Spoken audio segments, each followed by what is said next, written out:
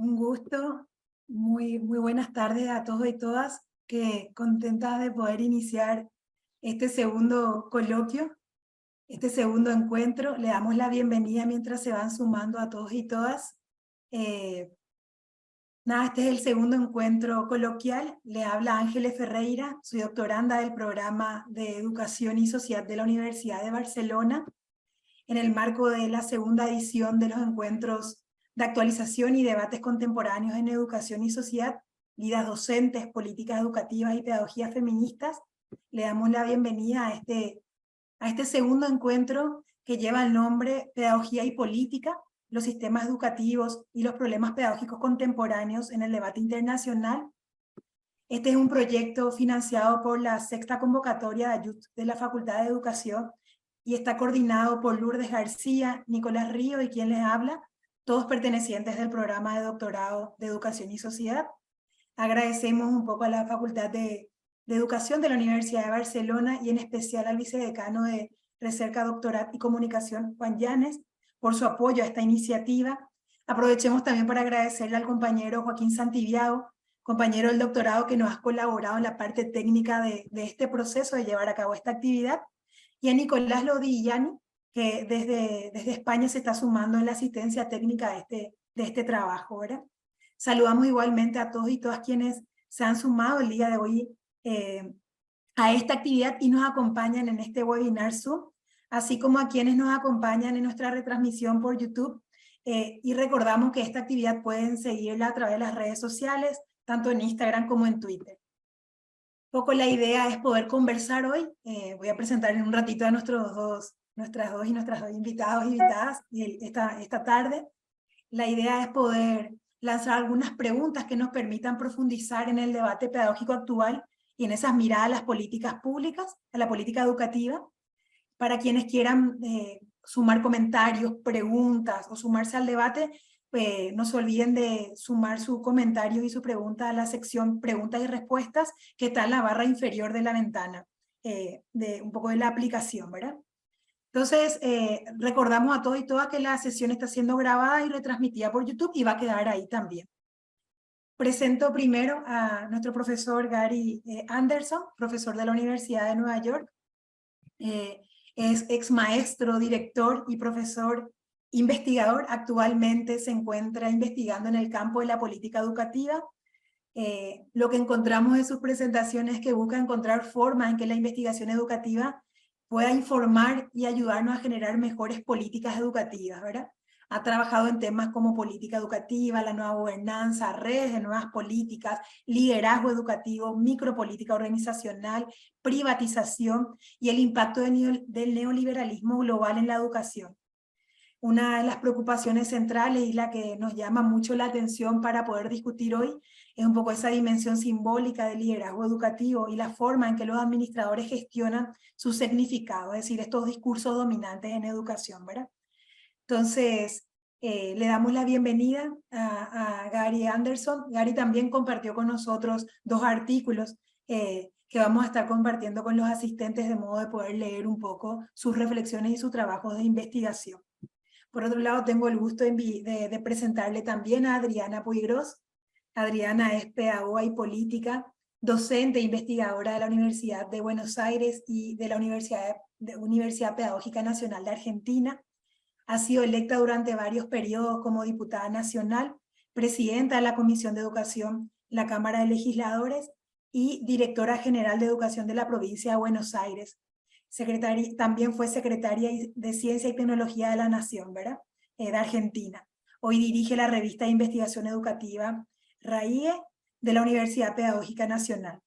Sus aportes han sido dentro de todo lo que es el estudio de la historia de la educación, específicamente América Latina y Argentina, y un poco el desarrollo de categorías a partir de las cuales comprender de modo estructural los procesos de historia de la educación desde una perspectiva crítica.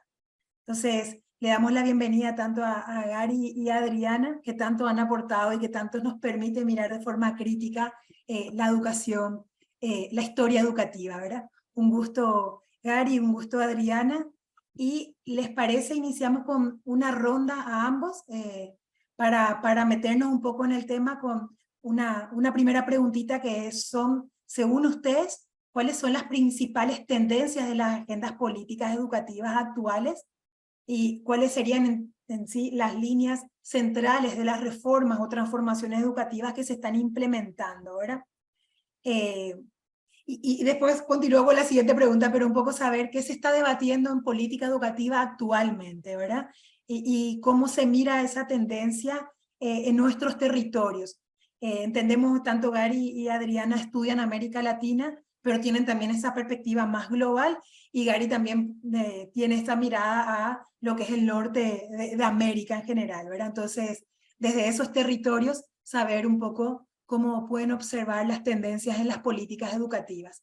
Gary, podemos empezar contigo.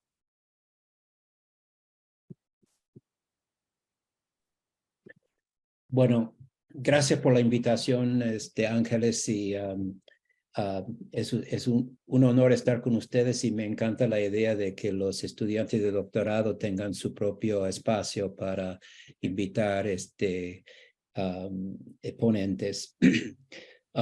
Quiero que tengan un poco de paciencia con mi español, que me sirve en lo cotidiano, pero con ideas complejas a veces me falla un poco. Yo creo que las tres preguntas están interrelacionadas, porque las tendencias de educación política global están teniendo bastante influencia sobre los debates pedagógicos también. Y yo creo que para entender las tendencias actuales hay que entenderlos como cierta intensificación de tendencias desde la mitad del siglo XX, que vienen sobre todo lo que todos conocemos como el neoliberalismo y más específicamente la nueva gestión pública, de que quiero hablar un poco, que ha tenido bastante influencia sobre la docencia y lo que los sociólogos llaman el nuevo profesional, sobre todo del sector público, que es un poco más el tema de la segunda ronda. Pero me parece que la nueva gestión pública es un buen lugar para empezar, porque lo que hemos visto desde los años, en realidad podríamos volver hasta los 60 y 70, son nuevos actores políticos que han y nuevas modalidades de gobernanza que están encabezados por actores no estatales, o sea, redes de think tanks, por ejemplo, la filantropía, los lobbies, los nuevos medios, y han creado un nuevo sentido común en cuanto a la educación pública, ¿no? En realidad han intentado deslegitimar la educación pública con la intención de privatizarla. Y hay varios escribiendo la historia de esas tendencias, tanto en Estados Unidos como en otros países.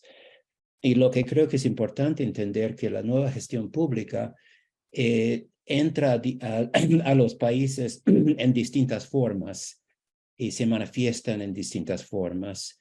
Hay un libro que editó Helen Gunther en la Universidad de Manchester sobre cómo la nueva gestión pública entra en los países europeos, recontextualizan de acuerdo con las características de cada país. Y yo creo que, por ejemplo, en Argentina se manifiesta distinto que en Estados Unidos, distinto que en España. Pero tiene ciertas características en común. Y quiero repasar algunos de ellos. Por ejemplo, supongo que ya muchos de ustedes ya conocen, pero vale la pena tal vez repasarlas. Una es la medición de resultados con altas consecuencias. Por ejemplo, en Argentina, en la reforma del 93, pudieron rechazar los exámenes, y corrígeme, Adriana, si estoy equivocado, pero no pudieron entrar con los exámenes como pasó en Chile, por ejemplo, con el CIMSE, ¿no? Entonces, por mucho tiempo, Argentina pudo resistir algunos aspectos de estas políticas, y Estados Unidos y Chile y algunos otros no entraron sin mucha resistencia. También la estandarización y la idea de llevar prácticas a escala, ¿no? O sea, la replicación de prácticas tipo McDonald's, ¿no? Esa fue como una tendencia que empezábamos a ver en los 80, 90, cadenas de escuelas charter, etc. La flexibilización de trabajo y el antisindicalismo fue un elemento muy importante, sobre todo aquí en Estados Unidos. La descentralización administrativa, que hemos visto en muchos países. Argentina, en la reforma de 93, pudo lograr la descentralización administrativa a las provincias. La austeridad de recursos y sueldos, la contratación de servicios públicos a vendedores privados, que ha intensificado muchísimo ahora en cuanto a los distritos escolares están teniendo muchas compañías que les quieren vender productos, currículo, etc. El uso de consultorías como Kinsey y otros de afuera que vienen a consultar. Y tal vez la más importante es la introducción del mercado dentro y entre organizaciones públicas. En Estados Unidos eso se manifiesta como la elección de escuela, y los vouchers, las escuelas charters, etc.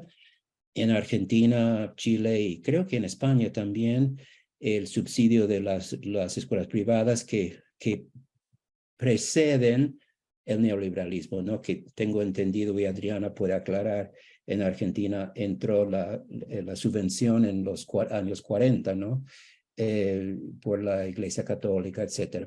Pero tiene un resultado parecido en cuanto a crear una situación en que la escuela pública, con la idea de tener otras opciones privadas, la escuela pública se va siendo menos atractivo cada vez que van saliendo las clases medias de las escuelas públicas. Las escuelas públicas ya no pueden atraer tantos, en un mercado, tantos clientes, digamos. Yo he visto mi propia escuela secundaria de mi hija, tenía 3,000 estudiantes, abrieron muchas escuelas de charter para las clases medias y ya bajaron a 1,200 y quedan mayormente los chicos mexicanos, indígenas, afroamericanos, etc. Entonces, la escuela llega a ser menos atractivo en un mercado, y entonces es una espiral hacia abajo. Yo creo que en Chile solo el 35% de las familias están en las escuelas públicas, ¿no? En Buenos Aires es como la mitad. Así que eso ha sido una tendencia que predata tal vez esa tendencia, pero en Estados Unidos la elección de escuela ha cambiado muchísimo el escenario de la educación pública en los últimos, digamos, 40 años.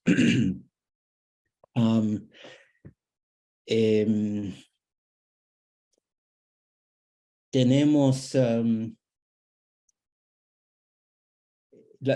bueno, eso es un poco el panorama con la nueva gestión pública. Lo que ese espiral para abajo ha creado también es mayor exclusión y marginalización de chicos de bajo ingreso, de grupos marginalizados, afroamericanos, indígenas, etcétera, aquí en Estados Unidos, inmigrantes, y una mayor tendencia de últimamente con lo que llamamos aquí las guerras culturales, una tendencia de tratar de eliminar la historia de la esclavitud, por ejemplo, de el genocidio indígena, En el estado de la Florida no permiten que los docentes hablen de la esclavitud. No pueden hablar de las orientaciones sexuales de los chicos trans, etcétera. Entonces, eso está creando una crisis para la docencia, que se sienten que hay como un nuevo macartismo en que pueden perder su empleo si enseñan ciertos temas.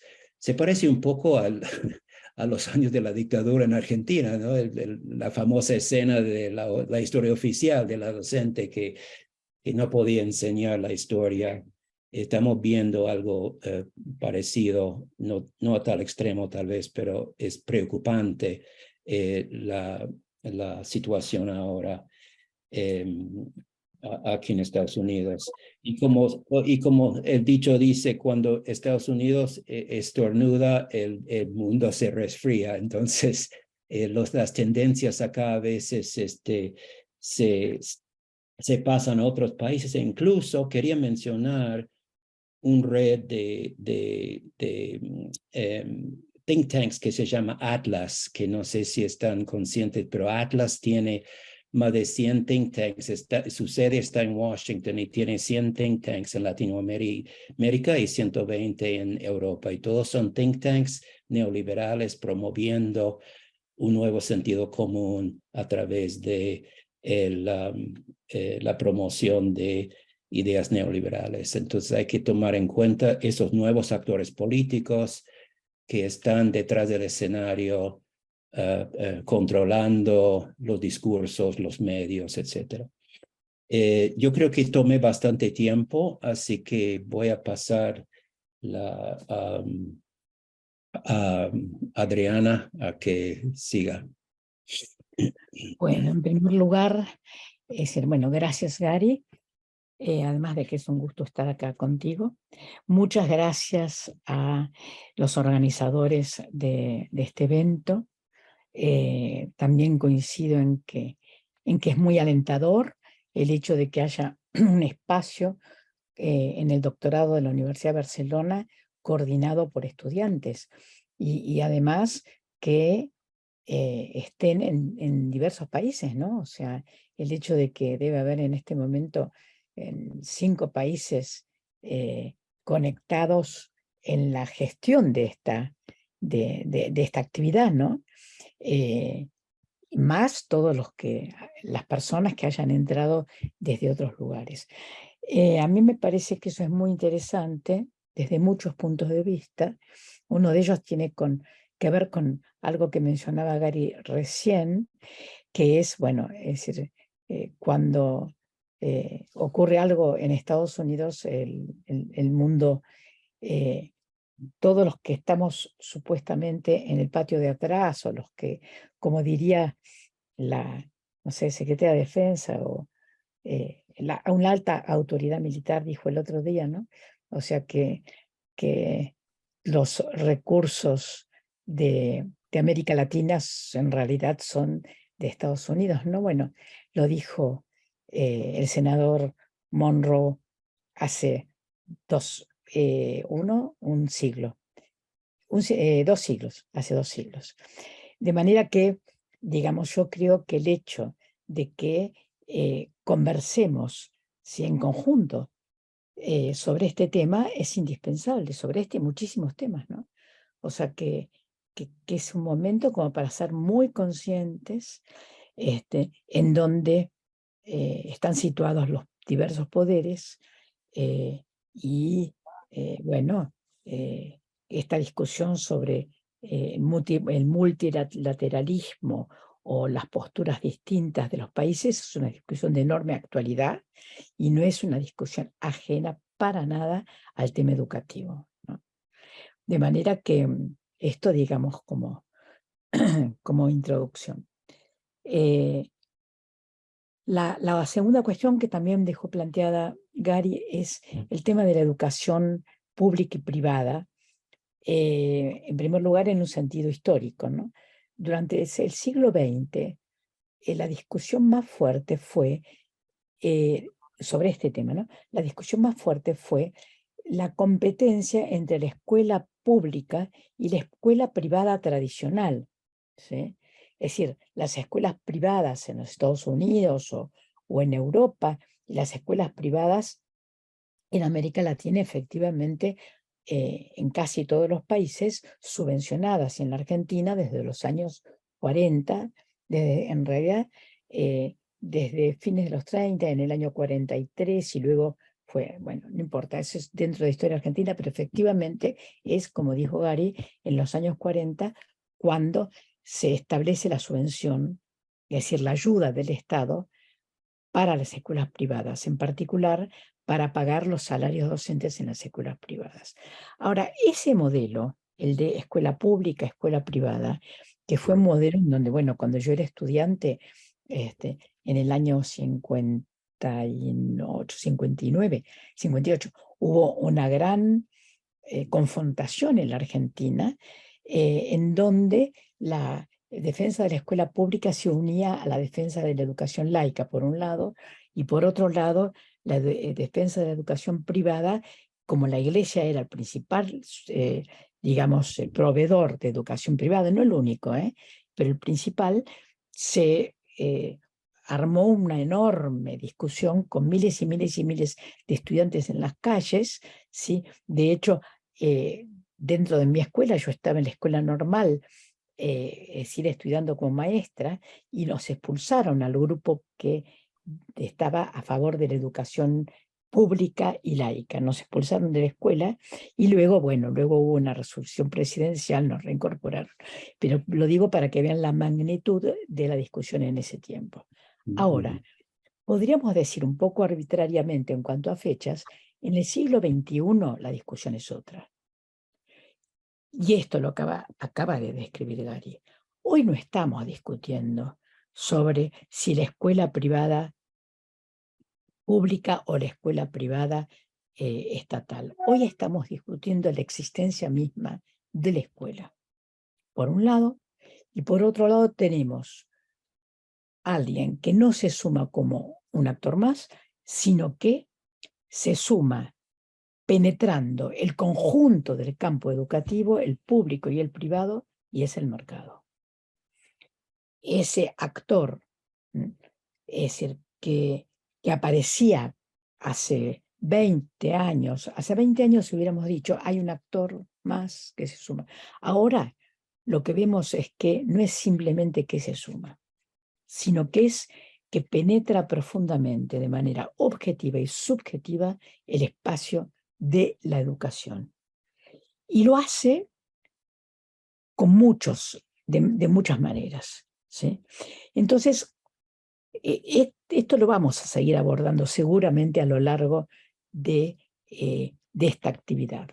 Pero yo quiero mencionar ahora particularmente dos puntos.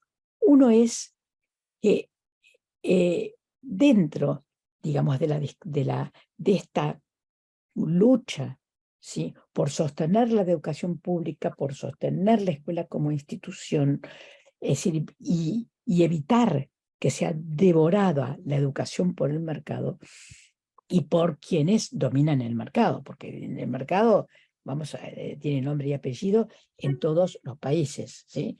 Podemos decir, en la Argentina hay 10 grandes concentradores de capital y 40% de pobres. Entonces, esos 10 grandes, por supuesto, son grandes empresas que se conocen y con las que lidiamos todos los días cuando vamos a comprar algo. Pero entonces el punto al que voy es el del financiamiento, ¿sí? Es porque el tema de quién financia la educación es un tema central en esta discusión sobre pública, privada, mercado, etc. Y los países latinoamericanos endeudados, voy a hablar particularmente de la Argentina, ¿sí? La Argentina, que tiene una deuda de 54 millones de dólares, 54.000 millones de dólares, ¿sí?, producida por el gobierno anterior al actual, es decir, el gobierno neoliberal de Mauricio Macri, ¿sí?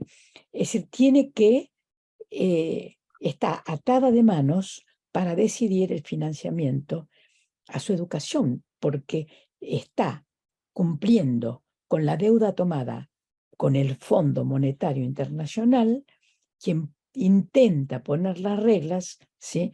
Es decir, no solamente digamos, de los plazos que pone para la devolución del capital prestado, sino además las reglas de funcionamiento del Estado y no solo del Estado, porque terminan siendo reglas de funcionamiento de la economía de la sociedad, ¿no?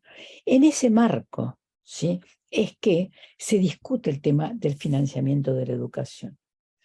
Y quiero decir que la presión para que la educación sea arancelada, ¿sí?, para que tenga que pagarse. Ustedes saben que en la Argentina, desde hace muchísimo tiempo, desde la década del 40 precisamente, pero como una demanda desde la reforma del 18, la educación universitaria de grado, si las licenciaturas, no son aranceladas, no se pagan, las paga el Estado. Yo después lo voy a justificar. La presión del Banco Mundial, de la organización, de la OCDE, ¿sí?, y de otros organismos, para que se ponga arancelamiento a la educación superior. Y no solo, para que se avance en que también se paga parte de la educación secundaria. Es muy fuerte, es muy fuerte. Y digamos, hay la presencia, ¿sí?, de problemas fuertes de discusiones dentro de los organismos internacionales. No es una cosa menor para nuestros países, no es una cosa menor. Porque si recordamos, después de la Segunda Guerra Mundial, la posición predominante en los organismos internacionales, ahí estoy incluyendo a UNESCO, a UNICEF, etc., era una tendencia desarrollista y una tendencia, digamos, hacia que los países más ricos ayudaran a los países pobres, a los países subdesarrollados, a los países como los quieran llamar, no se llamaban dependientes, nosotros los llamamos dependientes. Esa era la tendencia. Pero en los últimos 20, 30 años, ¿sí?, fueron tomando lugar dentro de los organismos internacionales intereses neoliberales, y esto ya es otra cosa. La mirada neoliberal es distinta a la mirada desarrollista, socialdemócrata, keynesiana, es otra mirada. Entonces, después, digamos, se puede discutir si hay otras sociedades posibles, pero por ahora estamos en el capitalismo, y entonces ahí es donde yo quiero subrayar que esto ocurre dentro de los organismos internacionales, que esto afecta a nuestros países. Yo creo que a mí se me acabó el tiempo y tengo mucho más, pero voy a nada más decir 2 títulos que hacen a la primera pregunta. Una es que las reformas que se están implementando, bueno, abren todo el campo de la tecnología. Luego hablaremos de eso. Quiero nombrar la tecnología. La otra es el papel del Estado, ¿sí? El papel del Estado en el sentido de qué manera distribuye educación, ¿sí? Es decir, y en este momento de enorme concentración nacional e internacional, ¿sí?, de la riqueza, los estados tienden a formar, no todos, pero quiero decir, muchos supuestos estados democráticos elegidos constitucionalmente, sin embargo, terminan repartiendo la educación de acuerdo a diferentes sectores sociales. Acá me detengo para que podamos seguir conversando. Gracias, Adriana, gracias, Gary. Tengo un montón de preguntas, pero voy un poco para seguir mínimamente la guía que teníamos y abrir más el debate todavía. Preguntar un grupito de preguntas específicas al profesor Gary Anderson en relación al rol docente en este contexto, ¿verdad? Y luego haríamos unas preguntas muy específicas a la profesora Adriana Puigros para retomar a esta primera introducción un poco del neoliberalismo y su impacto en la agenda educativa, ¿verdad? Pero de modo de profundizar en lo específico que están ustedes estudiando en este momento. Entonces, profesor Ari Anderson, la pregunta va en torno a la profesión docente. ¿En qué se encuentra actualmente la agenda política educativa de la profesión docente?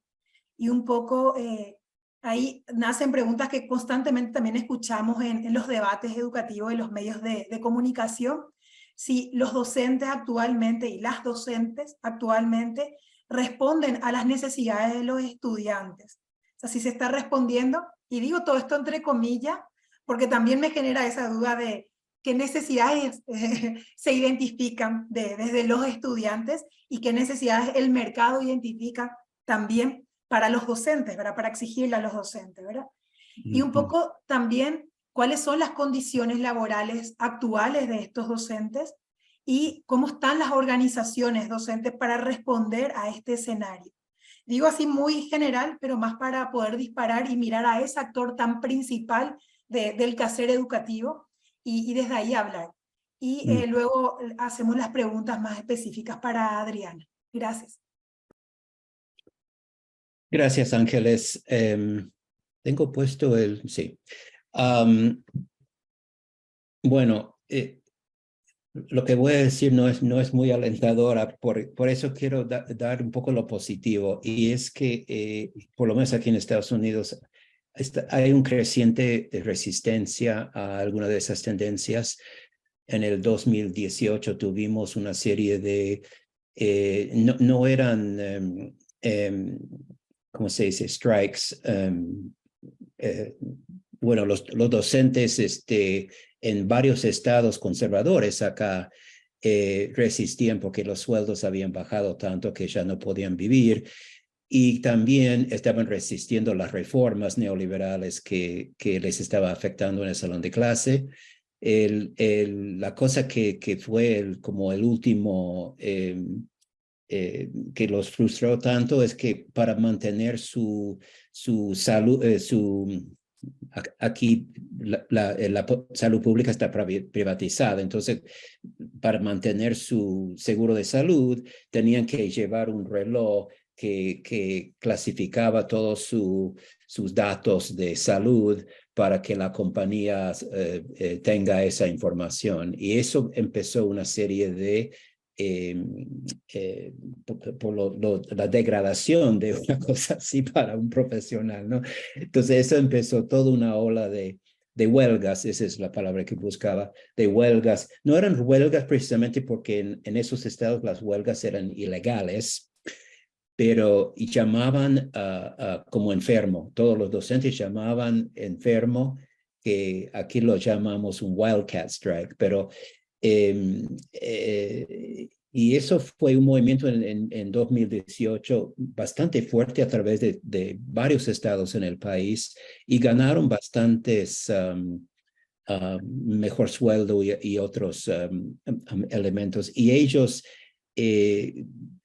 hicieron la conexión entre la calidad de la vida docente con el bienestar de los docentes. O sea, lo estaban haciendo para los docentes y tenían en muchos casos el apoyo de los docentes y el apoyo de las familias. Podría hablar mucho más de los movimientos, sobre todo en Chicago, de los sindicatos, pero hay bastante resistencia, no tanto por los docentes, sino por los estudiantes también. Hay nuevos grupos formando que liderado por los mismos docentes, protestando la falta de calidad de su educación. Algo parecido, pero no tan agresivo como las tomas de escuelas en Buenos Aires y los movimientos estudiantiles. Ahí acabo de terminar una tesis doctoral sobre las ocupaciones de escuelas en Buenos Aires. Muy impresionante.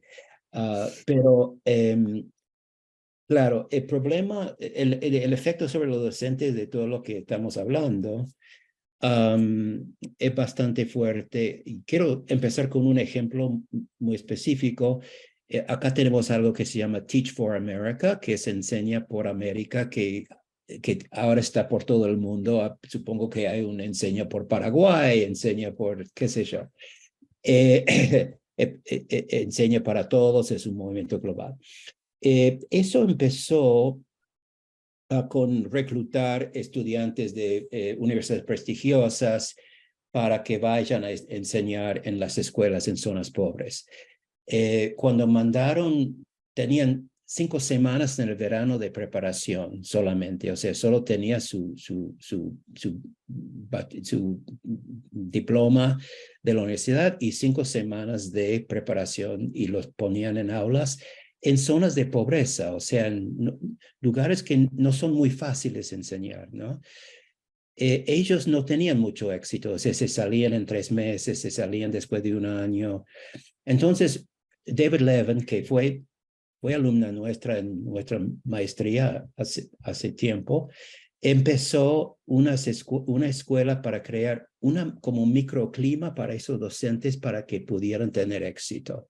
Entonces, esa escuela que formaron tenía una serie de señales que podían hacer para la disciplina de los estudiantes, que los estudiantes tenían que seguir esos señales, tenían bonos para el kiosco que podían premiar los docentes que se portaban bien. O sea, una especie de prácticas de Skinner, ¿no? Bastante elementales.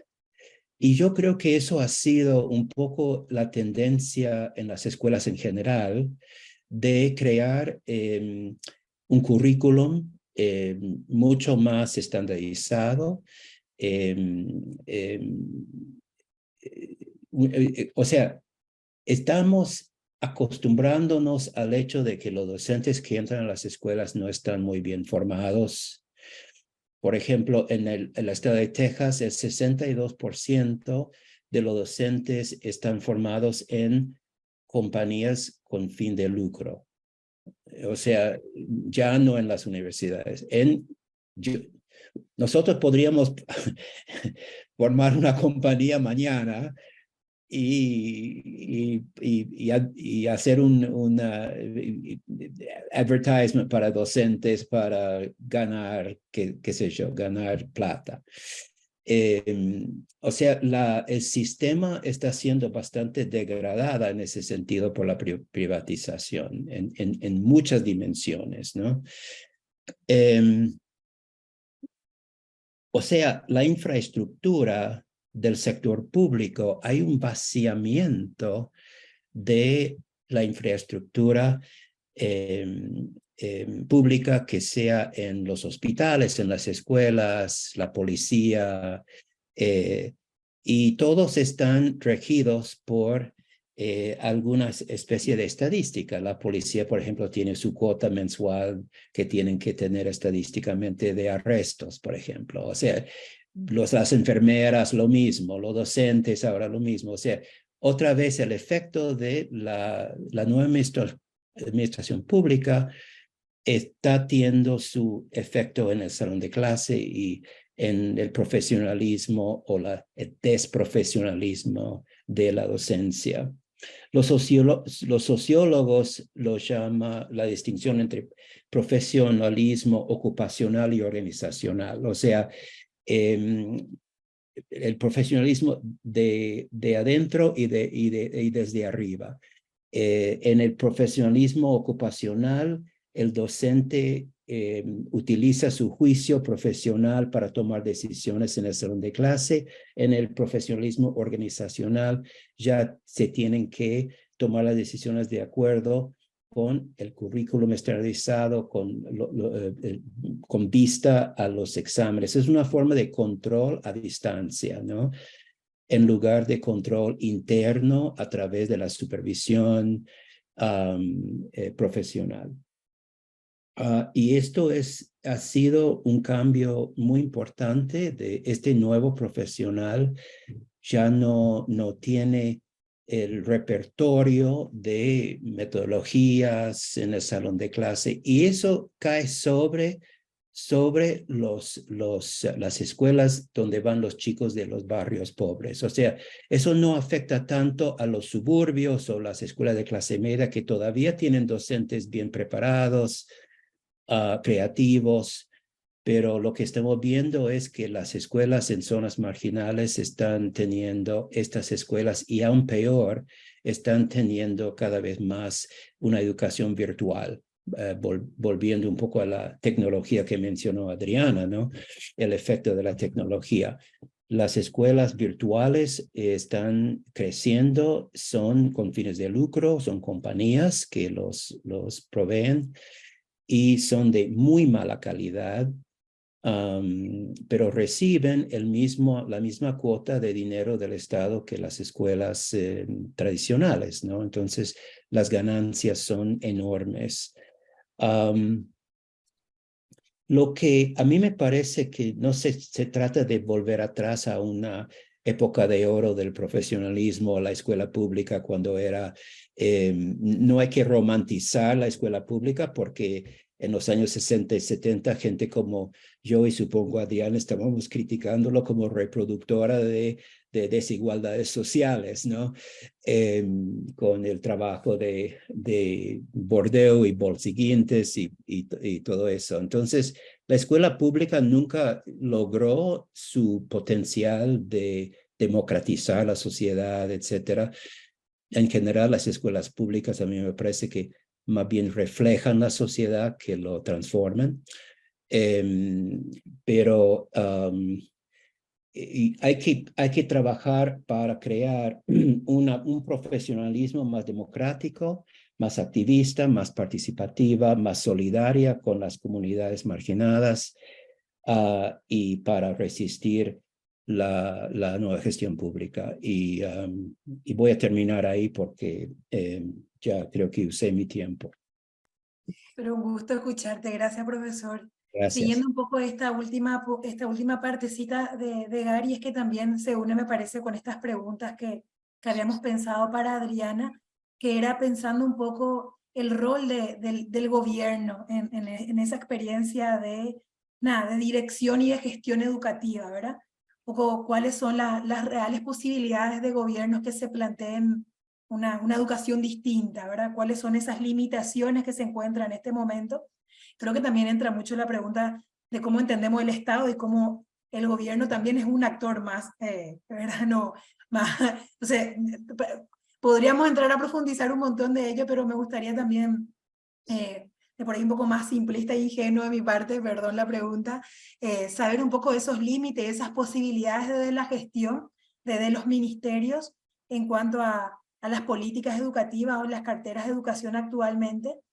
Y así como nos habíamos preguntado, Adriana, sobre si los docentes están enseñando en este momento a las necesidades estudiantiles, preguntarnos también si las instituciones educativas como institución responden a esas necesidades de los estudiantes y a las necesidades sociales que tenemos, ¿verdad?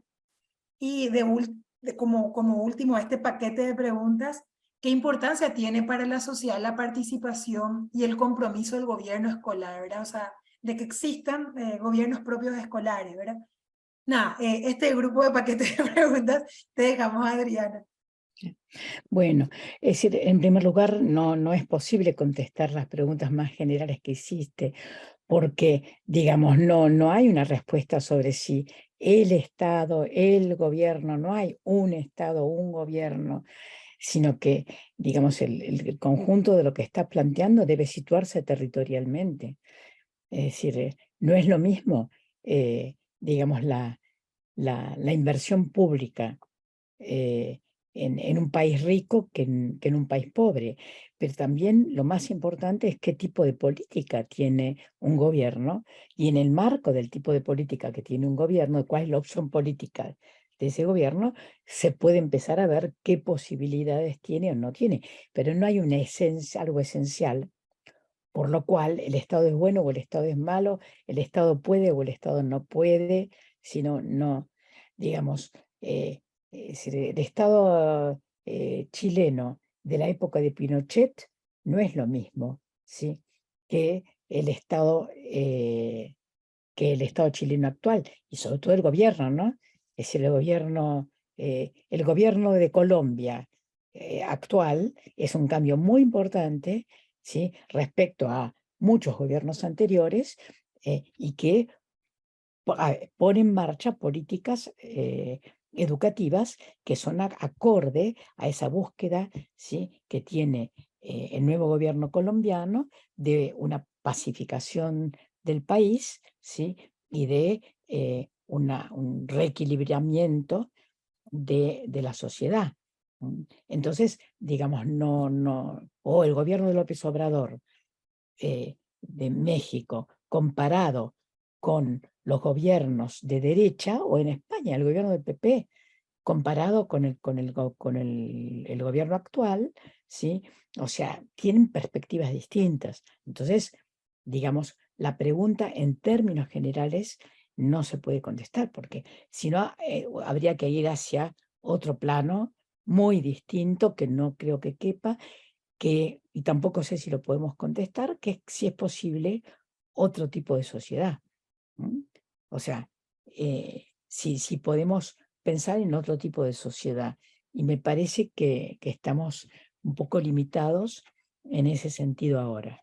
Me parece que estamos un poco limitados, en un momento de guerra, en un momento en donde hay potencias emergentes, en un momento en donde es muy difícil pensar en el futuro y donde, digamos, ha habido un fracaso de la experiencia socialista del siglo XX, y no tenemos muchas perspectivas hacia el futuro. Entonces, digamos, como diría Paulo Freire, la categoría inédito viable, el pensar en los inéditos que son viables, esto es muy importante, pero digamos, eso lo podemos retomar, pero digamos, hacia tu pregunta en el sentido de que si vemos, estás preguntando sobre la realidad actual. Entonces, en la realidad actual, las políticas educativas dependen de las políticas generales de cada gobierno. En ese sentido también hay algo un poco más allá de cada gobierno que tiene que ver con la legislación. El mercado ha avanzado sobre el terreno educativo sin que avanzara suficientemente la legislación proteccionista, no solamente de la educación estatal, sino, insisto, de la integridad de la institución escolar. Y ahí me quiero detener, ¿no? Dice, porque alguien podría decir, bueno, ¿para qué la escuela si los docentes no saben nada, si ya los educan muchísimos organismos privados, etc.? En la Argentina todavía, aclaro, en la Argentina todavía es fuerte la educación de los docentes por parte del Estado, con muchísimos problemas, muchos problemas, alguien diría de calidad. Bueno, es todo un término complicado, pero digamos, sí, la mayor parte de los docentes son todavía educados por el Estado, con un permanente ataque, digamos, golpean las puertas de los docentes todo el tiempo y entran por muchas ventanas los programas privados. O sea, la intención de las empresas privadas de atraer a los docentes es muy fuerte, ¿sí? Hasta ahora no han sido suficientemente exitosas, pero están además de las maneras más increíbles, como ofreciéndoles viajes, ofreciéndoles, digamos, diversa clase de premios, a veces no demasiado éticos. Pero bueno, esto por un lado. Por otro lado, a mí me gustaría recalcar nuevamente el tema de la escuela. Nosotros nos encontramos todos frente a un avance del neoliberalismo más radical en el mundo, ¿sí? Muy peligroso, muy peligroso. Es decir, de ese liberalismo extremo que está contra todas las instituciones. Que por cierto, ya que estamos seguramente entre educadores, ¿sí? Cuidado con el uso que hace el hiperliberalismo de las ideas de Iván Ilich, ¿sí? No es lo mismo. Pese a que Iván Ilich, digamos, de alguna manera ayuda, ¿sí?, al liberalismo. Pero bueno, pero no es exactamente lo mismo, hay un uso. Entonces, el ultraliberalismo, ¿sí? Tiene un planteo antiescuela. Y hay muchísimo publicado, hay muchos libros y hay mucho trabajo concreto, ¿sí?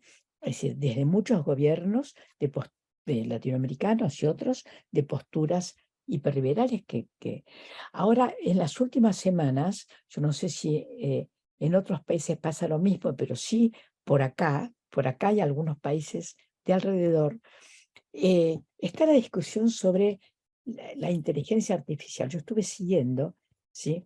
Es decir, hay un ataque que es evidentemente un ataque organizado, planificado, una publicidad así agresiva, mostrando como si ahora se hubiera dado un salto con el tema de la inteligencia artificial. Así ahí vi que en Inglaterra pasa lo mismo, en Gran Bretaña hay bastantes experimentos escolares al respecto, etc. Bueno, entonces, ¿cómo ponen los medios, la televisión, internet, etcétera, el tema de la inteligencia artificial? La ponen como si fuera una novedad total, ¿sí? Y muestran al competidor de Google, no, hoy leí que Google, que además Google dijo, bueno, no puede ser ya, vamos a desarrollar un robot que haga que pueda competir, me olvidé cómo se llama, el otro, el que anda por todos lados, a lo mejor se acuerda Gary. Al que uno le pregunte, que sabe cualquier cosa, contesta cualquier cosa, etc. Pero que lo han puesto al alcance de la gente, de los docentes. En lo que nos llega a nosotros, ¿sí? Y quiero decirles que estoy viendo varios canales, no solo de Argentina, lo estoy siguiendo y mirando periódicos, aparece como un competidor de los docentes y de la escuela, ¿sí? Es desalentador. Lo primero que produce es desaliento. Fíjense, el otro día me llama una gran pedagoga que además sabe mucho es una de las primeras personas que trabajó la educación ambiental y la educación científica en la Argentina, y me llama preocupadísima diciendo, qué horror, nuestros docentes no saben nada de inteligencia artificial y no saben nada de toda la tecnología y no quieren entrar a la tecnología. Y yo le digo, mira, no estoy de acuerdo porque acabamos de hacer en la CETERA, que la CETERA es la confederación del sindicato, la gran confederación argentina de educadores, de todos los niveles de la educación formal, y de la CONADU, que es la central universitaria, acabamos de hacer una investigación por la cual sorpresivamente ¿sí? Encontramos que los docentes han cambiado la actitud respecto a la tecnología. En eso hizo mucho la pandemia. O sea, en la pandemia se vieron obligados, dada toda la situación que conocemos, y no voy a repetir, ¿sí? Se vieron obligados, pero por algo que ya venía pasando. Entonces, los docentes que en otra época eran renuentes a la tecnología, o sea, la actitud era más bien conservadora, y lo que encontramos ahora, ¿sí? Fue una actitud muy distinta. Entonces, yo creo que es un panorama sumamente complicado, en donde tenemos, por un lado, sectores neoliberales, ¿sí? Que militan junto con intereses del mercado, que militan contra la existencia misma de la escuela. Otros sectores neoliberales, otros sectores del mercado, voy a decirlo así, a los cuales no les interesa que desaparezca la escuela, porque la escuela es de alguna manera un espacio organizado a donde ellos pueden penetrar. Y lo que les interesa es que el Estado pague, como decía hace un rato Gary, que el Estado pague, ¿sí? Por ejemplo, los salarios docentes, y que ellos puedan entrar con sus programas y consigan grandes ganancias con eso. Ese es otro sector. Y después, voy a hablar ahora de lo que sería el campo de quienes no estamos de acuerdo con todo eso, ¿sí? Acá también hay posturas distintas. Una, efectivamente, era ¿sí? El reproduccionismo de los años 60-70, que era decir que la escuela solo sirve para reproducir la ideología dominante. Es lo cual ya a esta altura vemos que es una simplificación, para decirlo muy rápidamente. Hay otras posturas, ¿sí? Ahora también, digamos, acá en Argentina está de moda, digamos, el trabajar a partir de quienes están trabajando en Francia, sobre todo a partir del trabajo de Rancière sobre el maestro ignorante, Jocotot, etc. Y que a partir de eso, que no estoy para nada criticando el trabajo de Rancière, solamente tomando distancia respecto a algunas posturas que están defendiendo la escuela, pero la escuela como un espacio donde se suspende el pasado y el futuro, ¿no? Un espacio recortado del conjunto de la sociedad. Sirigari dijo hace un rato, yo creo que la escuela es una expresión de la sociedad. Y yo creo lo mismo. Yo creo que la escuela es una expresión de la sociedad. Es decir, me parece que la escuela requiere muchísimos cambios, muchísimas modificaciones, pero sigo pensando que la escuela, que debe actualizar, transformar, etcétera, sus articulaciones, sus vínculos con el conjunto de la sociedad, es decir, y de ninguna manera suspender esos vínculos, es decir, debe al mismo tiempo proporcionar un espacio para la transmisión de la cultura, ¿no? O sea, no puede desaparecer como espacio de transmisión de la cultura. Es el espacio de transmisión de la cultura entre las generaciones, ¿sí? De mayor valor que ha construido en la humanidad.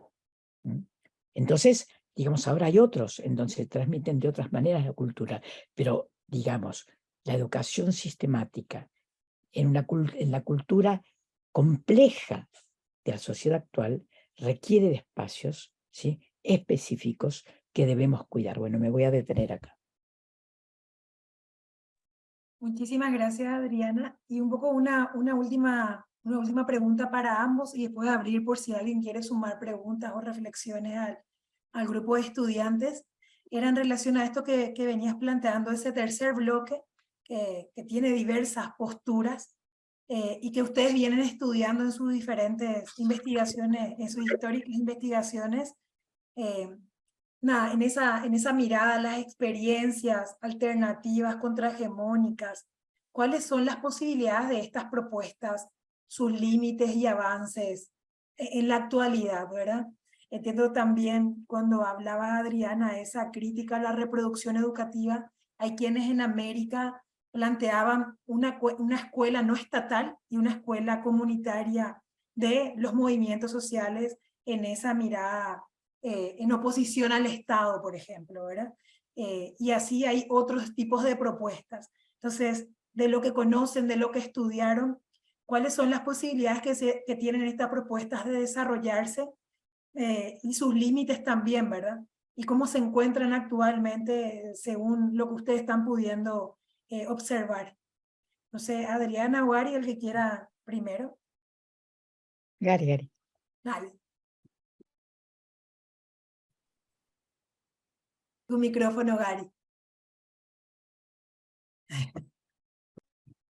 Disculpe. O sea, ¿qué alternativas vemos? Que es un tema que acabo de trabajar un poco y Adriana me ha escuchado ya sobre un libro que acaba de salir hoy sobre los terceros espacios, que son espacios que llevo varios años visitando en Buenos Aires y que siempre quería difundir, porque yo creo que son espacios muy interesantes como no solo alternativas, pero que pueden influenciar también las escuelas públicas. O sea,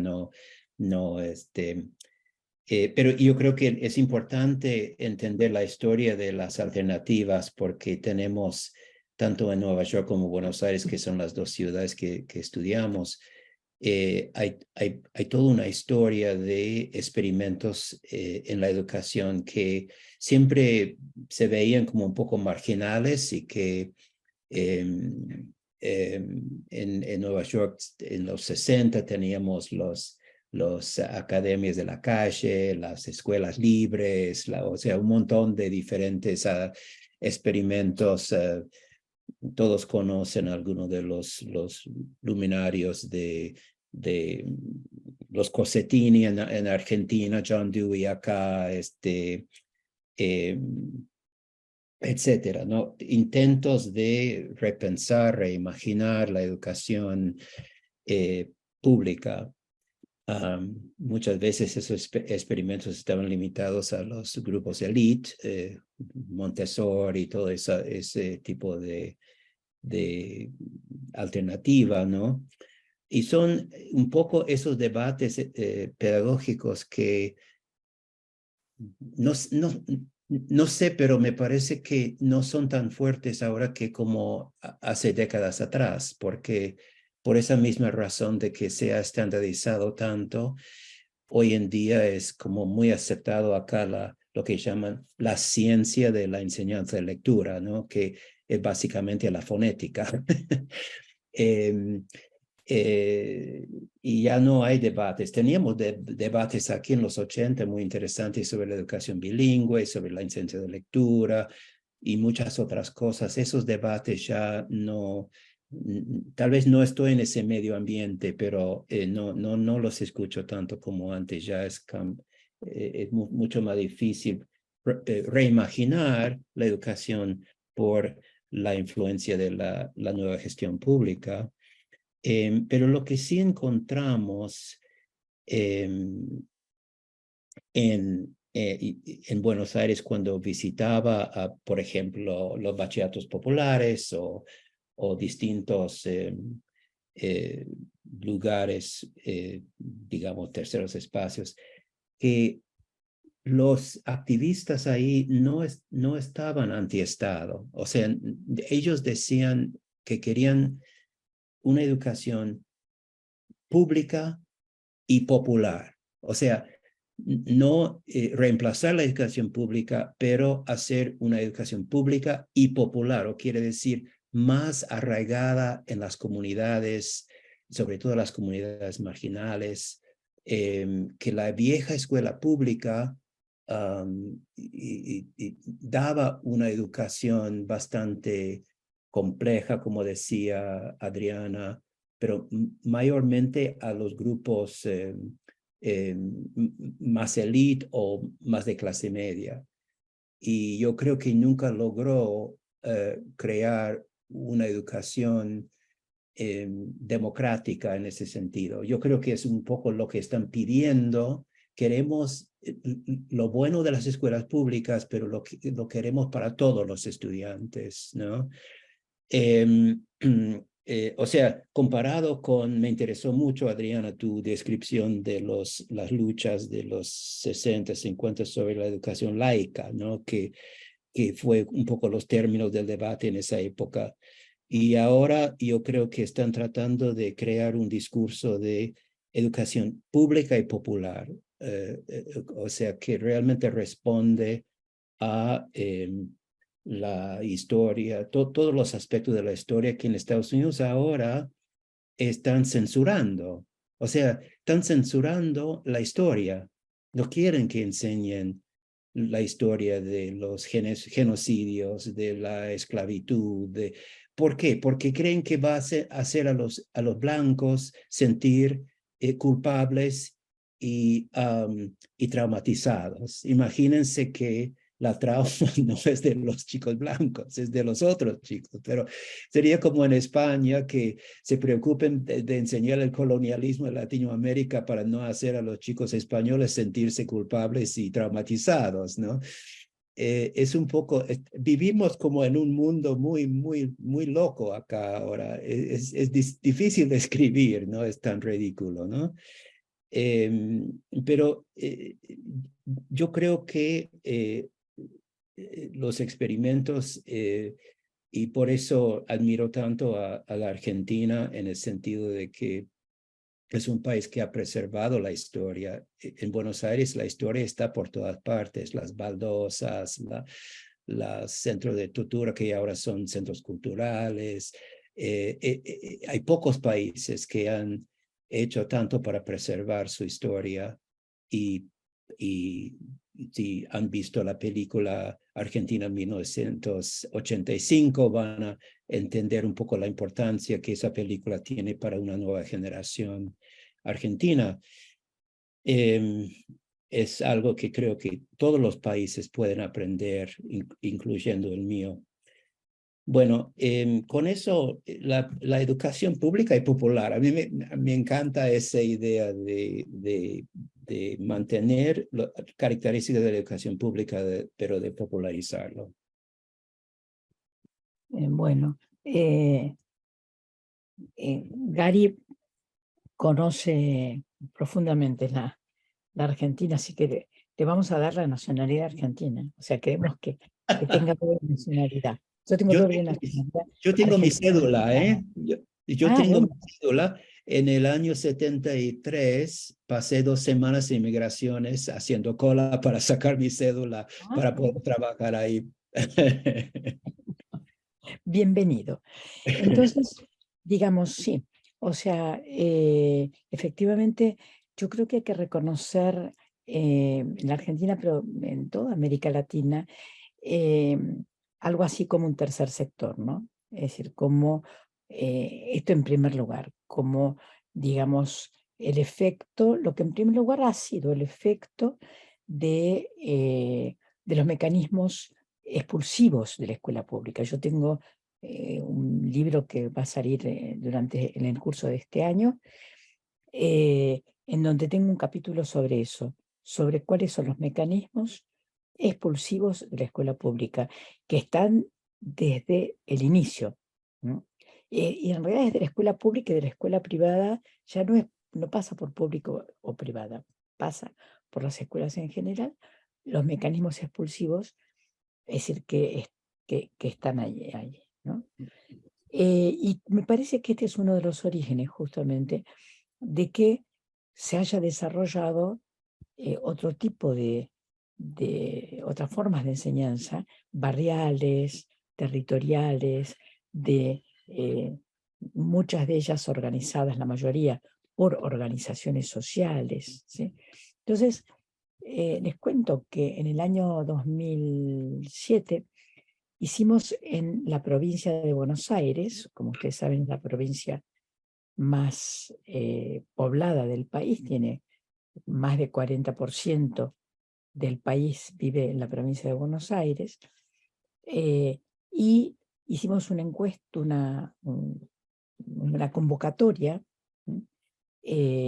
para que se vinieran a inscribir aquellos que tuvieran escuelas alternativas que no fueran ni públicas ni privadas, ¿no? Y vinieron espontáneamente 2.000 de golpe en 2-3 días. Era muchísimo, porque si vinieron 2.000 a inscribirse enseguida, ¿sí? A ver, es un porcentaje de todo lo que había. Ahí empezamos a ver y vimos que realmente hay mucho desarrollo de ese sector.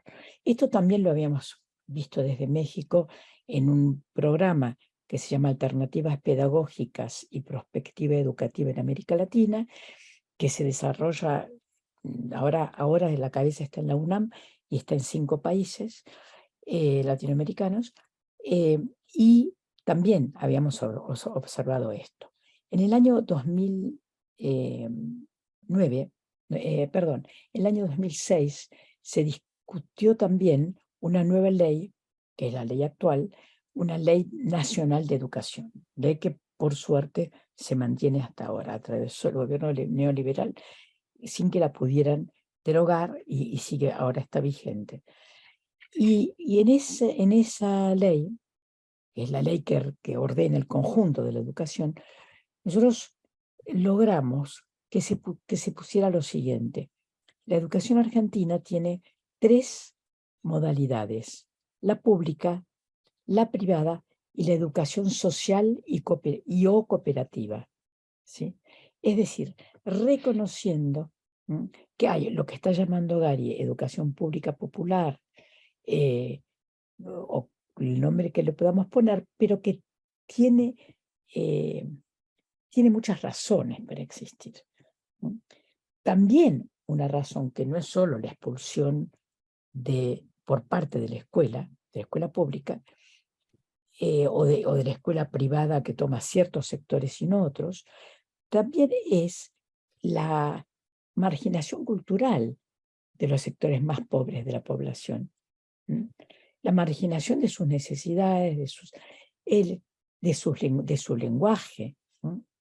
Una cosa que estamos observando mucho es la persistencia en la Argentina, un país que no solo tiene fama, sino que, digamos, que hasta nosotros mismos pensamos durante mucho tiempo que era un país sobre todo de habla hispana, y no es así. En la Argentina persisten lenguas indígenas, es decir, y en el conurbano de la ciudad de Buenos Aires, es decir, que tiene con la ciudad de Buenos Aires 14 millones de habitantes, persisten lenguas indígenas que hablan los padres, los abuelos, ¿sí?, de los niños que van a las escuelas.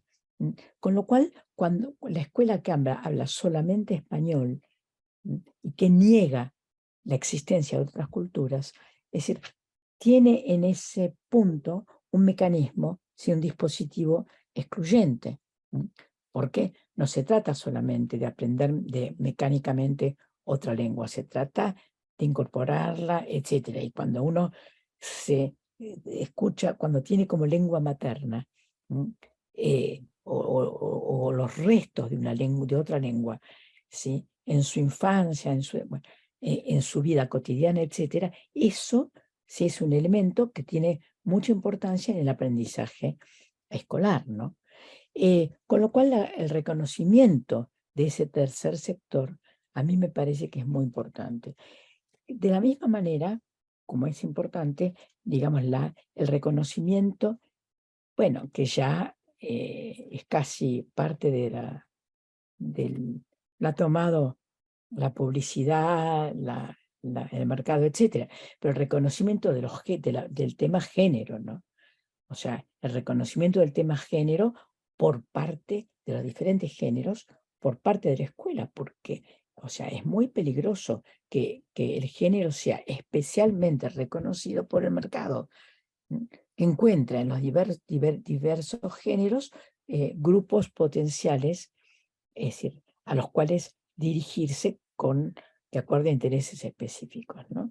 Es decir, y me parece que el reconocimiento de las diferencias de género por parte de la escuela y junto con eso la educación sexual integral es algo muy importante. En la Argentina hay una ley de educación sexual integral que está teniendo dificultades en muchas provincias para implementarse.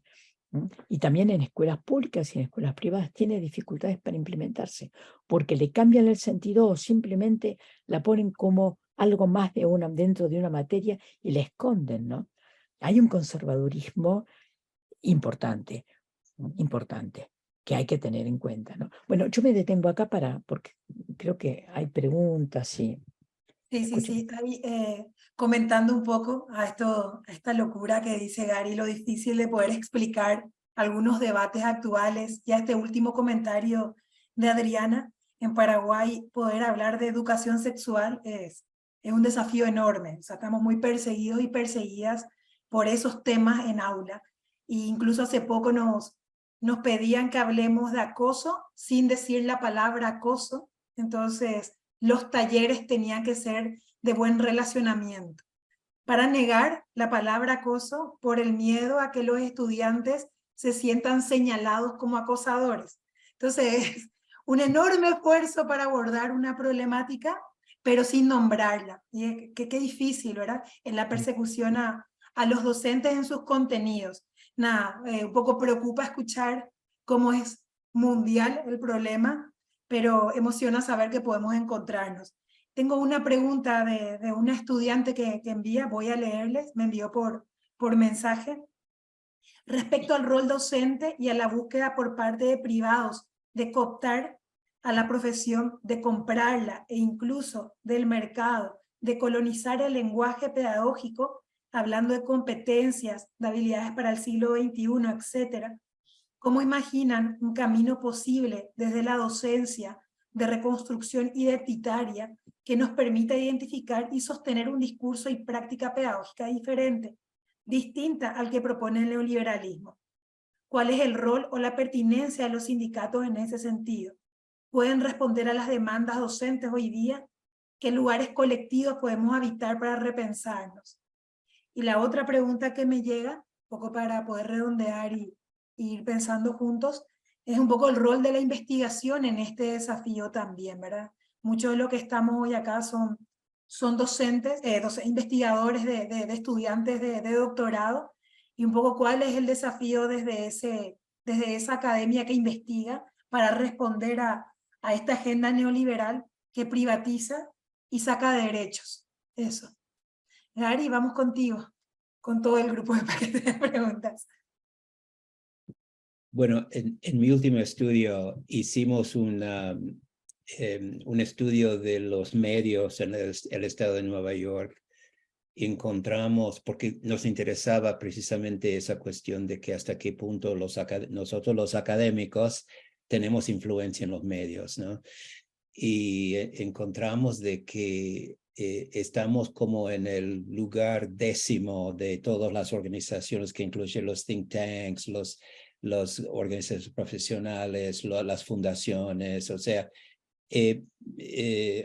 no tenemos mucha presencia en los medios, y yo creo que tenemos que mejor entender cómo utilizar los medios sociales para difundir, primero para traducir nuestras investigaciones a un lenguaje más accesible, y después hacerlo llegar al público a través de, qué sé yo, Twitter, todos esos medios sociales que mi generación no maneja, ¿no?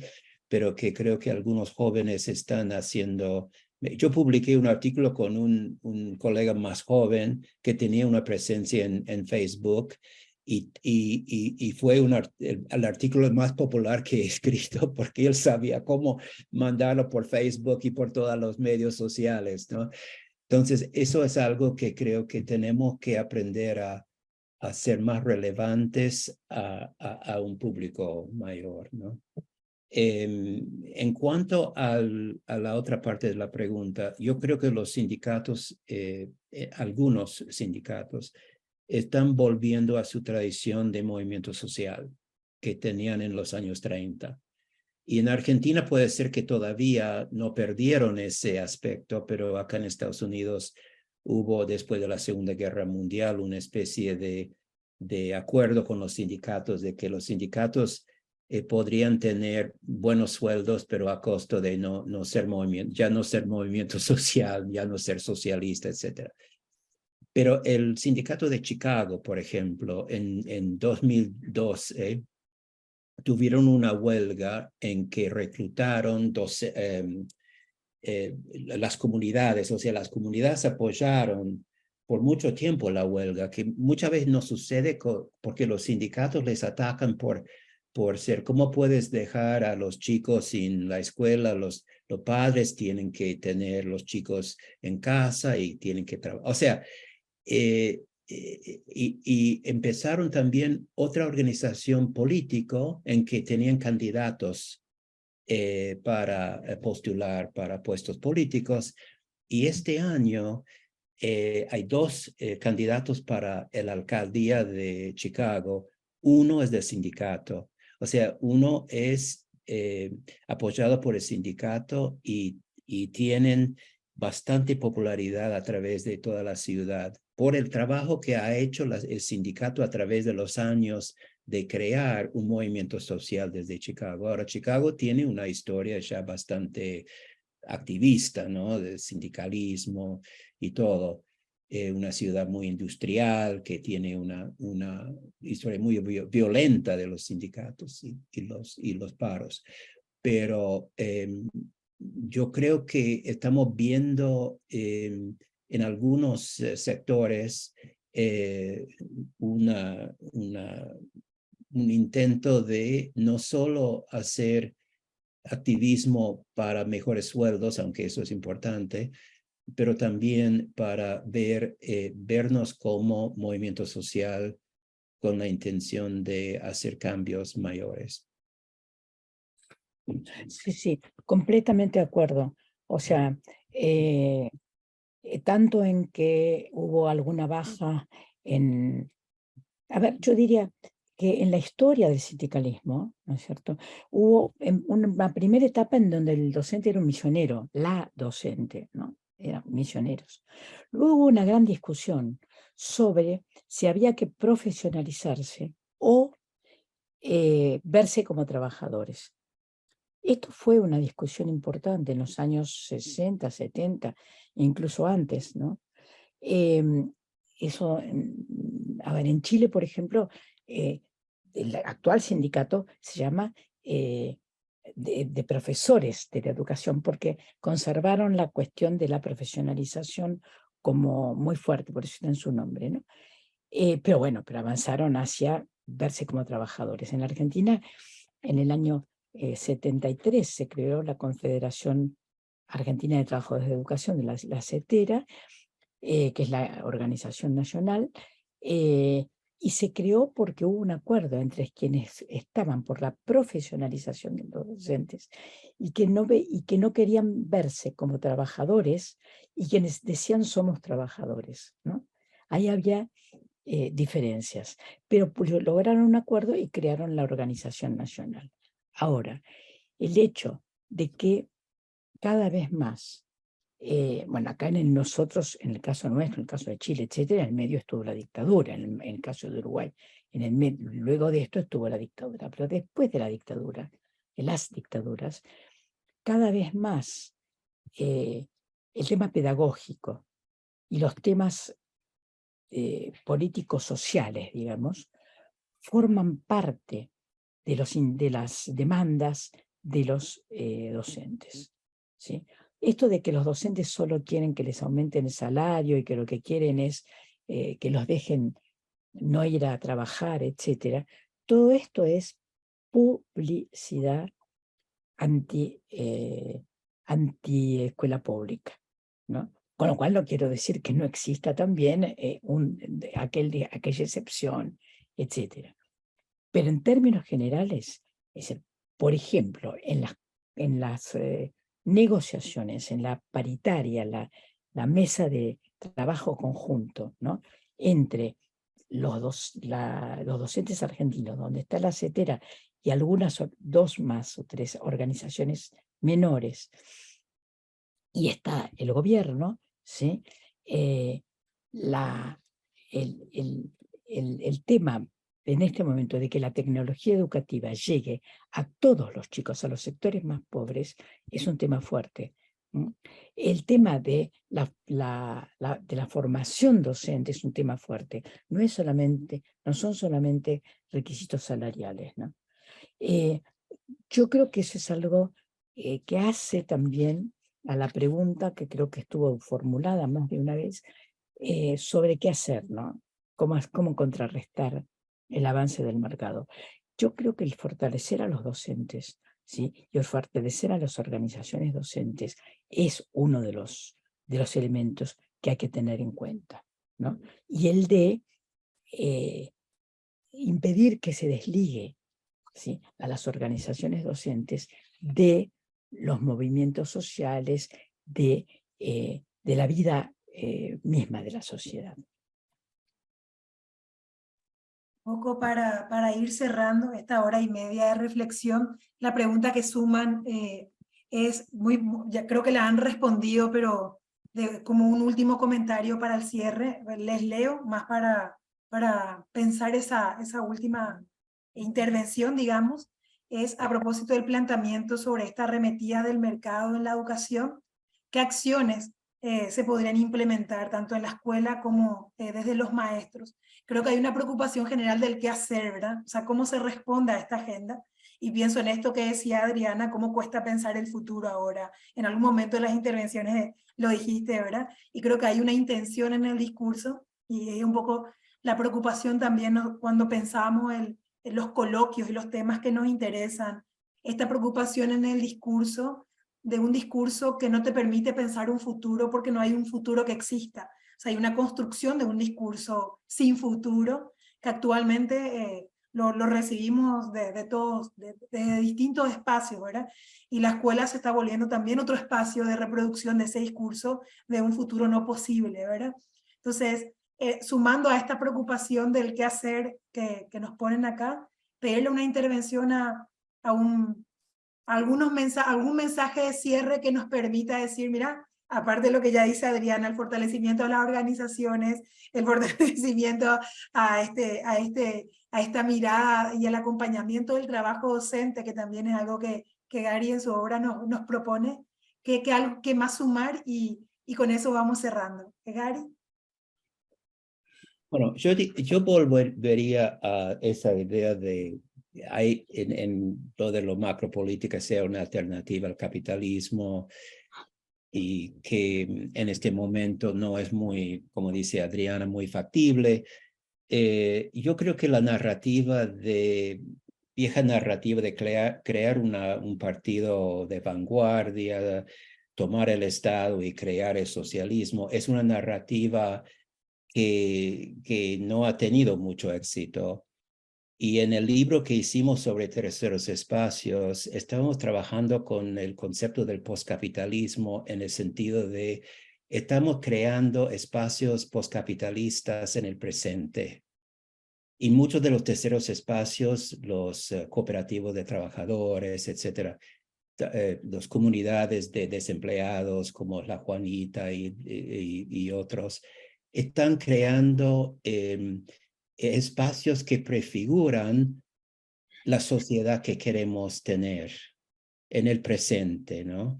Y yo creo que es una forma más optimista de pensar. El sindicato de Chicago está creando un espacio prefigurativo del tipo de sociedad que queremos y el tipo de docente que queremos y el tipo de escuela que queremos, ¿no? Y a través del tiempo yo creo que están aprendiendo a crear redes de solidaridad entre esos espacios que van orgánicamente creando nuevas formas de relaciones sociales y nuevas formas de ser. Y yo creo que es unirnos a esos experimentos, creo que es una manera de sentir un poco más agencia social en los momentos tan deprimidos que todos tenemos con la situación actual, ¿no? Bueno, sí, de acuerdo. Yo creo que esta es, digamos, no la única alternativa, pero sí, digamos, un lugar desde el cual trabajar, en lo que mencionaba Gary. Y cierro con esto.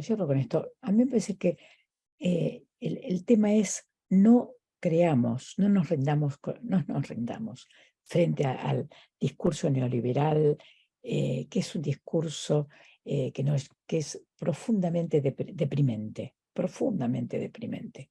O sea, tiende a que nos deprimamos, ¿no? No nos rindamos. Y pensemos, ahí sí vuelvo a decir la categoría de el inédito viable, ¿no? A ver, aquello que no hemos imaginado, pero a lo mejor puede ser, ¿sí? El que confiemos un poquito más en la humanidad. Sabemos todos que tenemos un límite, que es el tema del medio ambiente, que no hemos tocado, pero que es un tema muy importante, probablemente sea la primera vez en la historia de la humanidad que hay un límite posible para toda la humanidad, esto hay que tenerlo en cuenta, ¿sí?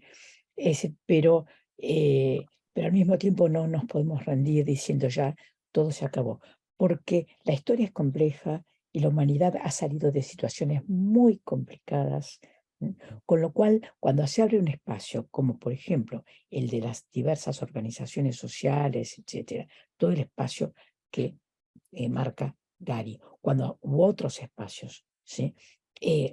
Hay que profundizarlos, hay que experimentar, hay que seguir adelante, ¿no? No solo para el futuro, sino para mejorar la vida actual, pero además pensando en el futuro. Entonces, pensando en que hay muchas cuestiones inéditas que tal vez sean viables. Y muchísimas gracias. Muchas gracias, Adriana. Muchas gracias, Gary. comentarles que personalmente yo me encontré con la obra de Gary en esta búsqueda de analizar la participación, y tenía esta pregunta súper básica de mirar los intereses de la participación, o sea, con qué cada actor va. Y decía, es una pregunta súper simple, pero es la reflexión que él hace, encontramos tantas respuestas para pensar y analizar cómo se construye la agenda educativa, ¿verdad? Y Adriana, que creo que a todos los que y a las que venimos de América Latina, ha sido nuestra maestra con sus libros de historia, así que estoy sin creer que podamos compartir con ustedes de la Universidad de Barcelona. Saludos y un abrazo enorme por su compromiso, y un agradecimiento grande por estar, por decirnos hoy que sí, y por sumarse a un espacio con estudiantes, ¿verdad? Que todavía estamos haciendo carrera y estamos haciéndonos preguntas, así que muchísimas gracias por estar. A todos y a todas agradecerles también, invitarles al tercer y último encuentro, que es el miércoles que viene, que toca estos temas que estuvimos hablando hoy sobre los contenidos, pero específicamente el de sexualidad, ¿verdad? El tercer coloquio es sobre sexualidad, sensualidad y aprendizaje, las políticas porosas de la educación sexual. Se realiza a las 10 de la mañana porque tiene profesoras de Australia, de Argentina, gente de Barcelona, entonces va a estar complicado el horario. Entonces a las 10 de la mañana Barcelona vamos a estar encontrándonos, va a ser coordinado por Nicolás Ríos, estudiante del doctorado, y estarán Florian Boros, Laura Milano y Kat Albury. Les esperamos a todos y todas, y a sumarse a nuestras redes sociales. Va a quedar también el video grabado para que podamos escuchar atentamente. Va un abrazo grande y que tengan un lindo día. Gracias. Adiós.